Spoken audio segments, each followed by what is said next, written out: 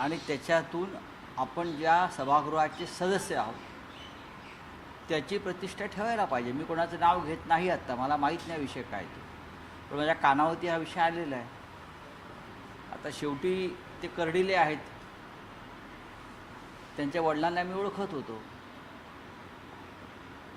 भारतीय जनता पक्ष हा एक शिस्तबद्ध आणि नीतिमत्तेचा टेंबा मिरवणारा पक्ष, एवढंच मी सांगतो, बाकी काही मी बोलणार नाही. बोला. सर, आज सुप्रीममध्ये परत सुनावणी होती.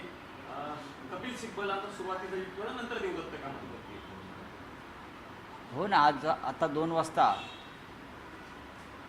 कोर्ट नंबर 1 जी घटनापीठ आहे, मुख्य न्यायाधीश सूर्यकांत, जस्टिस बागची आणि जस्टिस मोहना यांच्यासमोर सलग 5व्या दिवशी सुनावणी सुरू आहे. ही सुनावणी कदाचित उद्यापर्यंतसुद्धा जाईल. आणि कपिल सिब्बल यांनी आमच्या शिवसेनेच्या वतीनं जो एक संविधानिक चौकटीमध्ये युक्तिवाद केलेला आहे तो अत्यंत महत्त्वाचा आहे.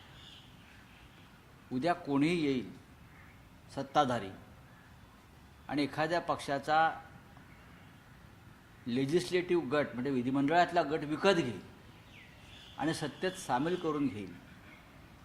ह्याच्यामुळे देशातली लोकशाही, संविधान याच्यापुढे फार मोठं आव्हान निर्माण झालं आहे.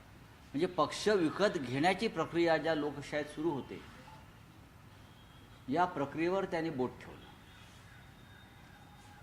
आणि मला असं वाटतं न्यायालय